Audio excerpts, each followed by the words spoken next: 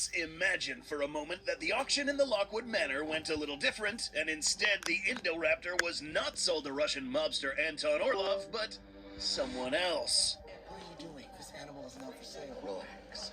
We'll make some more. So will they. Yeah, well, in this case, they happens to be Gojicenter, and in this alternate universe, the research and artists from Gojicenter HQ will do exactly as Dr. Wu feared.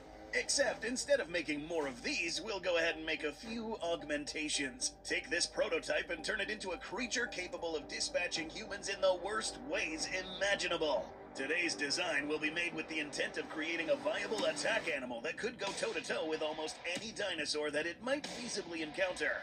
Except something huge like a T-Rex or Indom 2.0, but more so as a reliable means of dispatching human opponents. Before we begin cooking up Indoraptor 2.0, we should keep in mind three things. Number one, recall that the Indoraptor in Jurassic World Fallen Kingdom was an unstable prototype, and so the final design may have looked very different from what we saw in the movie. Secondly, the purpose of this reimagining won't be just to make an Indoraptor more lethal, it absolutely will be, but also to look for and add traits that will help get the job done, and also be a much more viable working animal. After all, wolves are far more dangerous than most dogs, and yet we don't use attack wolves in canine units. Today, the animals involved in the Raptor 2.0 genome will only bring helpful traits to the table, or have the right kind of social behavior to work well with its human handlers. And third, the purpose it was really meant for is still unknown. Let's remember that a well-trained assassin marksman can kill a target from far away much more easily than having a one-ton dinosaur chasing after them.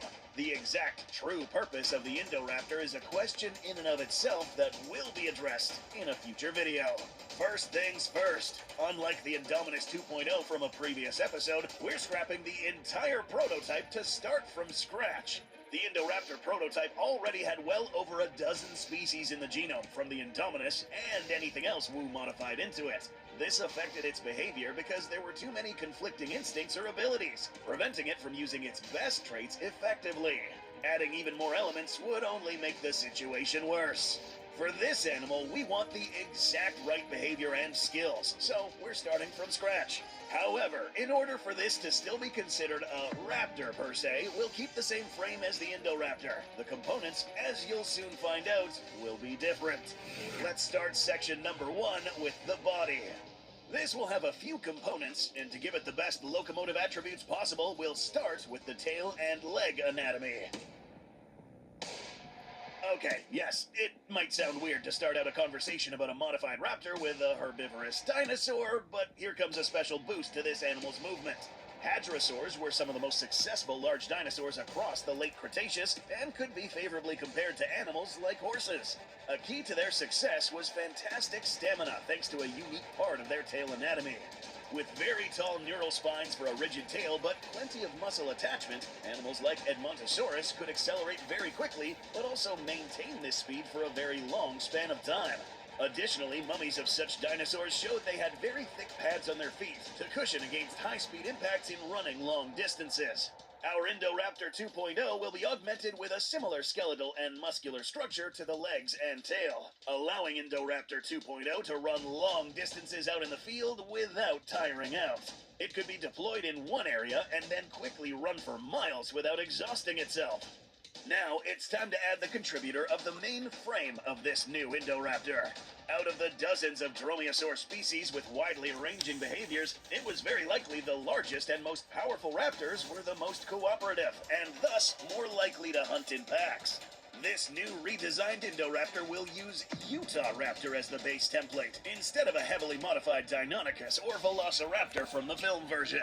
Specifically, this would be the speculative JP Universe Utah Raptor used in a prior video, because that one for sure would have superb problem-solving and pack-hunting skills. A compatible addition to the Utah Raptor will be the in-universe Atrociraptor. That is to replace any leftover Velociraptor genome. Not enough to affect or slim down the build too much, but to further bolster this dromaeosaurid posture and cognitive skills. More on this in a little bit. Still, Utah Raptor does make up the majority of the build for a good reason. This not only supplies a much sturdier and stronger frame, but brings in helpful extra weapons more lethal than other raptors. Despite being slightly lighter than the original prototype, this Indoraptor 2.0 is packed with more muscles and a highly pneumatic skeleton with hollow bones that have reinforcing structures in the interior and walls that actually make them sturdier than solid bones. These hollow chambers can also act to both increase stamina of this raptor and act as a backup store of air. If it found itself having to run through tear gas, toxic aerosol traps, or debris-filled air, these would assist it in holding its breath long enough to get clear. Another genetic additive that we'll cover later will further help with this. Being modeled after the most powerful dromaeosaur to ever exist brings other benefits, such as the ones discussed in section number 2, jaws. The robust jaws and very sharp teeth of Utah Raptor will be excellent at dismembering its prime target, humans, especially coupled with a wide gape that can open the jaws nearly 80 degrees. Trying to add on jaw strength from creatures like Deinosuchus or T-Rex will be overkill, and require some heavy muscular core and reinforcement on the neck and back just to use those jaws effectively. This smaller predator doesn't have room for this, and will add unnecessary weight. Again, remember that we only need enough bite force to dismember humans. Utah Raptor alone will do the trick. This contribution alone will produce a biting pressure of 1,200 to 2,000 psi, similar to some modern croc or alligator species. This may not sound like much, but just sit there and wait. It will get a lot worse. Similar to its extinct predecessor, lips would mostly cover up the teeth when it has its mouth closed, which helps in preserving the teeth long term by avoiding rot from drying out and protecting the teeth from any chemical agents if it finds itself running through hazards. Unlike the original Indoraptor's exposed teeth shaped for gripping and stabbing, the use of Utah Raptor teeth would produce a more bloody wound. The dude in this scene would get its arm sliced off instantly by the new Indoraptor. There are, however, 2 new extra pieces of hardware that we are going to add from 3 mammalian predators. The perks of the short-tailed shrew have already been covered in the Indominus 2.0 episode. For quick recap, the red coloration of these teeth isn't blood, but rather remnants of iron deposits left on the tips of these teeth. In effect, these teeth are coated with metal, which will work great for gnawing right through body armor. In this case, the addition of the shrew will have a few side effects. Despite being about the same size as a mouse, shrews take multiple times more venom to kill because of their rapid metabolism. This also grants them enhanced reflexes and reaction times up to 12 times quicker than other mammals. This is what allows a shrew to dodge a snake strike, and then proceed to kill the opponent that is multiple times bigger.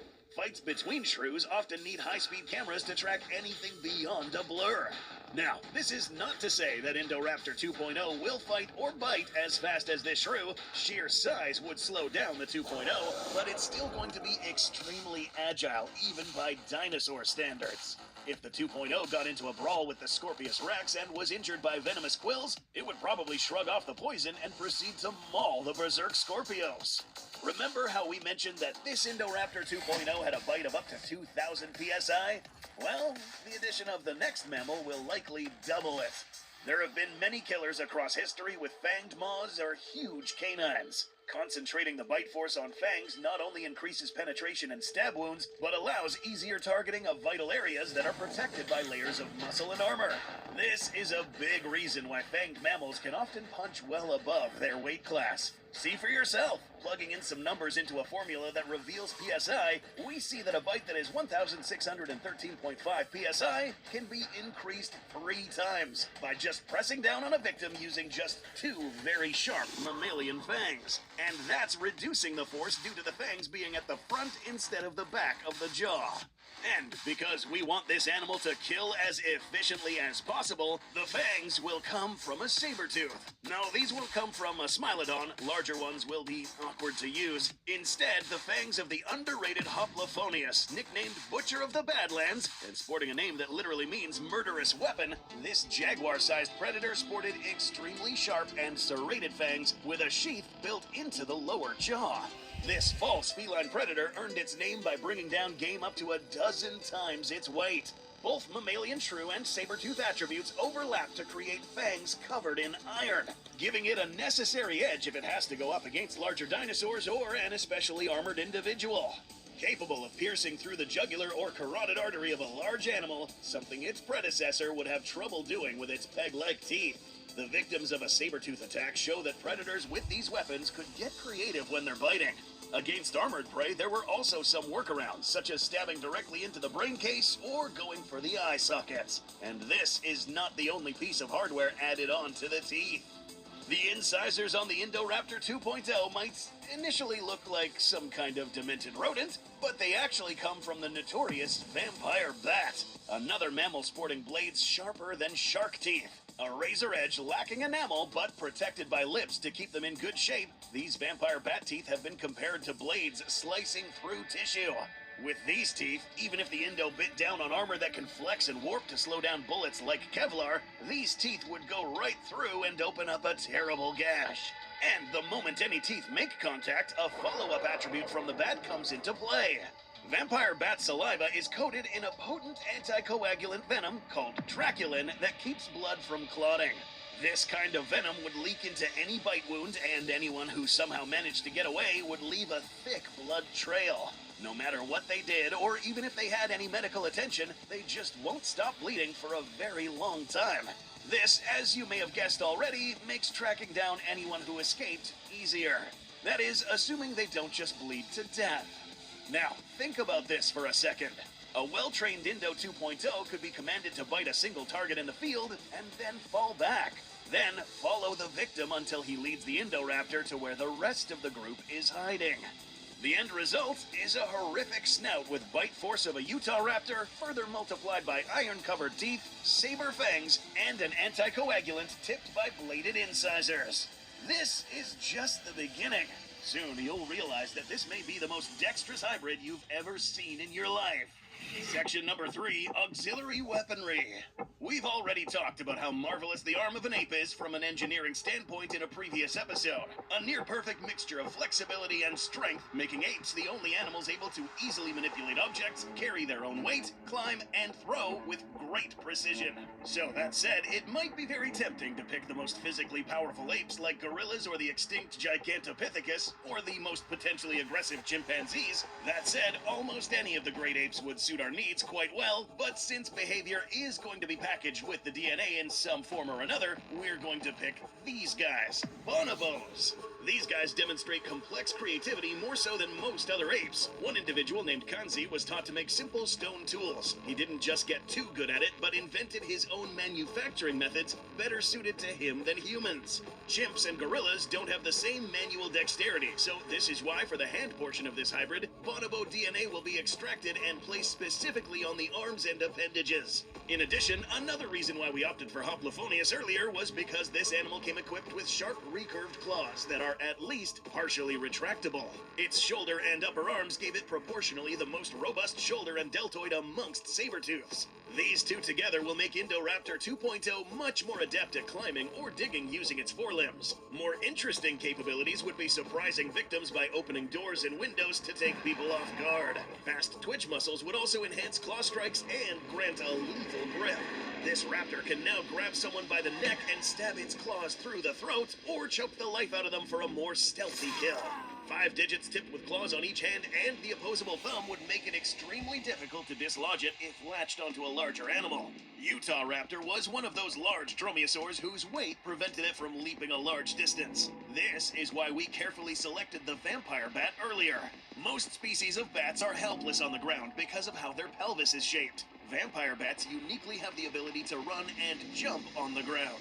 Indo 2.0 might not have the proportional same jumping ability, but it will still be able to leap off the ground a good distance. With the solid combination of ape, bat, and Hoplophonius for arms and hands, Indoraptor 2.0 would be capable of quickly scaling up the sides of buildings, climbing, digging a tunnel to get underneath an especially tall fence, all while able to stealthily move around corridors and catch anyone off guard.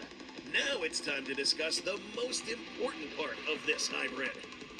Section number 4, the brain. The most important aspect of any working animal is its mind. No matter how big and powerful, if it can't follow complex commands or if it turns on its handler, this is not a weapon but a liability.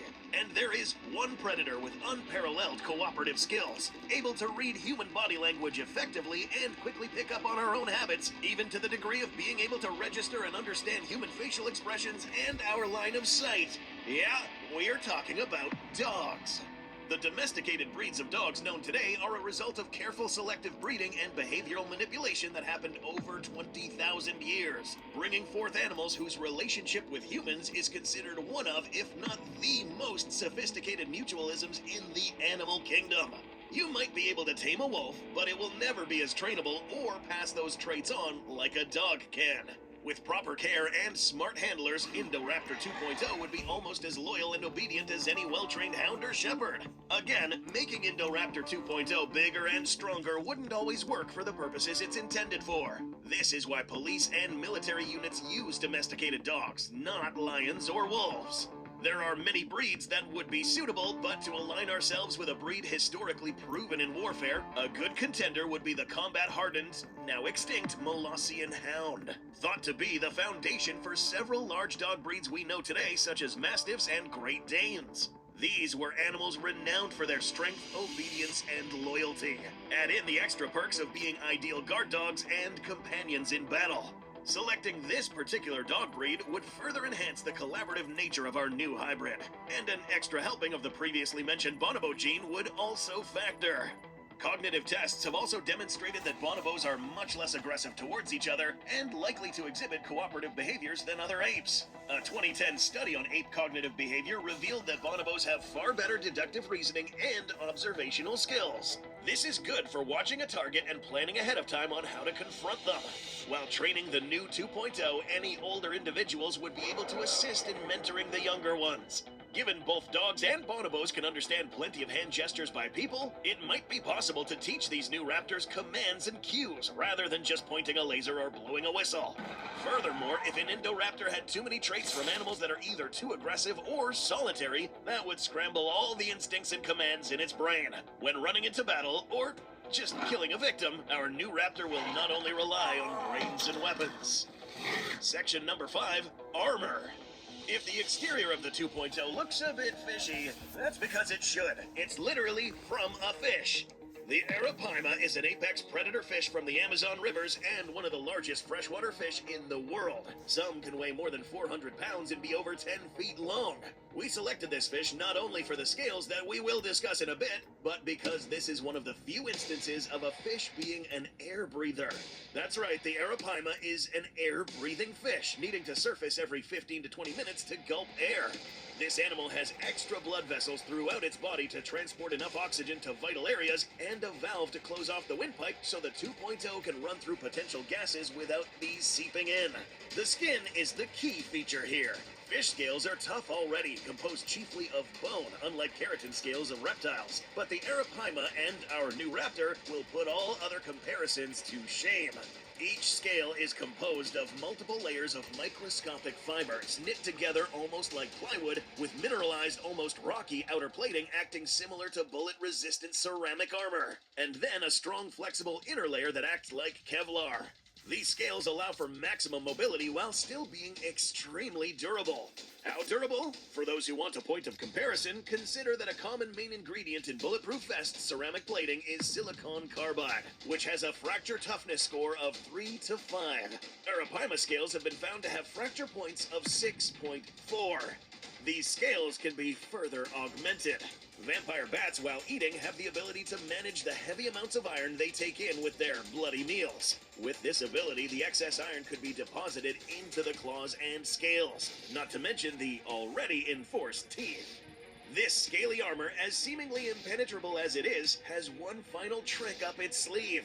Color changing was something shown off to great effect by the Indominus, but it was hard to tell if the faulty prototype was intended to have the same ability. This was due to the cuttlefish DNA. Research has shown that this requires a very precise brain anatomy and control. So, to make our Indoraptor have this same ability without incurring the risk of brain incompatibility, there is a compromise. Animal lizards might look very unassuming, but they are some of the most highly successful lizards in the world. 400 species in just one genus. Amongst these, the water anole is the one we'll use. This species has a simple but very effective disruptive camouflage, able to change the color of its body and stripes between various shades of green, gray, and brown. Changing the color of its striping also helps in making it harder to see through foliage or underwater. For a bit of a psychological effect, and this is because the main target is humans, some of the color pigmentation levels will be genetically modified on the surface to create a skull-like image when viewed from head-on. Imagine seeing that face looking up at you from the water, down a dark hallway, or up a tree. Probably with some unlucky bastard's bloody arm in its mouth. And as an added perk, this lizard got its name for a reason. Water anoles are adept underwater thanks to a specific texture outside the scales, trapping air close to the skin.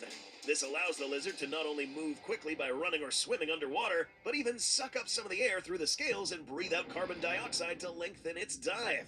Strong claws and adhesive pads on the bottom of these toes help with both climbing and clinging to the floor when moving underwater. This attack animal could ambush a boat in the river by submerging and submarining its way towards it, crawling across the bottom to make less of a disturbance before climbing on board or yanking someone over the edge. Being able to find your target quickly and remain locked in is imperative for our Indo 2.0.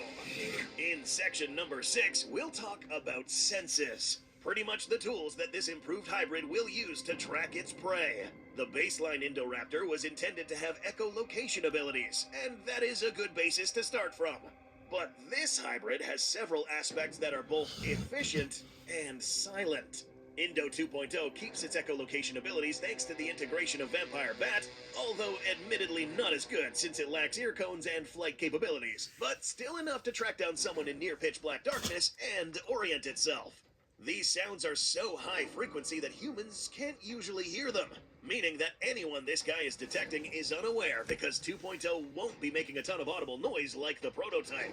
This bat resembles the abilities of some snakes as well. Thermal energy sensors built into the snout of the vampire bat have connections that feed back into the brain.